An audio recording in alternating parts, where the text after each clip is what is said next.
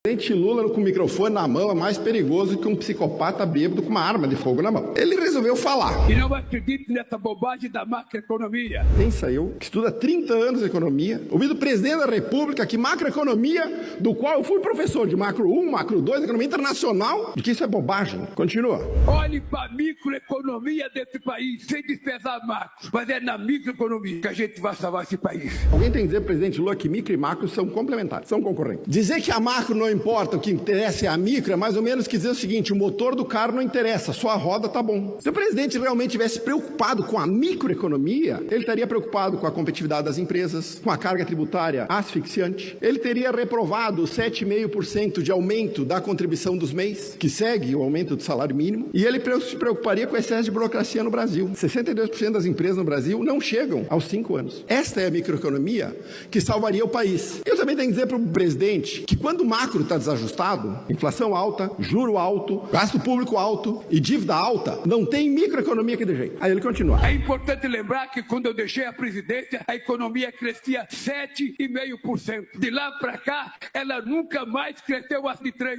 Precisou nós voltarmos para crescer acima de 3%, para mais emprego. O presidente Lula ele tem um lapso de memória que ele apaga da memória dele de 2011 a 2015. A Dilma não existiu para ele. Uma memória seletiva inacreditável, achando que nós vamos cair nesse papinho. Quando o Lula compara o governo de hoje, ou qualquer governo, com o estado da economia que ele deixou, é mais ou menos que nem o cozinheiro que toca fogo na cozinha, foge assustado, depois volta para culpar os bombeiros pela bagunça que ele encontrou. Esse 7,5% de crescimento do governo Lula é o chamado voo de galinha, provocado por subsídio, boom das commodities, crédito direcionado e gasto público descontrolado. O restado a gente já sabe, a maior recessão da história do Brasil. Continua falando besteira, presidente Lula. O povo, quando pega R$1.000, ele não vai comprar dólar, ele não vai depositar no banco, ele vai comprar o que comer, vai comprar o que vestir, vai comprar o que calçar, ele vai melhorar a vida da tua família, o dinheiro começa a circular, o comércio cresce, o comércio compra, a indústria produz mais, gera mais emprego, mais comércio, mais salário. Essa é uma visão infantilizada da economia. É uma visão que novamente despreza completamente o lado da oferta da economia. É uma visão que, se tu levar no limite, a única coisa que eu tenho que fazer para um país crescer é tirar o dinheiro de todo mundo e dar pro pobre. Tira o dinheiro do empresário, tira o dinheiro da poupança, distribui para os pobres e a economia anda. Uma economia e uma renda só crescem efetivamente quando a oferta e a produtividade aumentam. Se isso não acontecer, você pode dar dinheiro o quanto você quiser através de política distributiva. No final do processo, todos estaremos pobres. Que provavelmente, já disse, é a meta principal do governo Lula. Quanto mais pobre for a economia, quanto mais dependente do Estado for, maior é a chance dele conseguir se reeleger. Continua falando besteira. Eu quero pouco dinheiro na mão de muitos e não muito dinheiro na mão de poucos.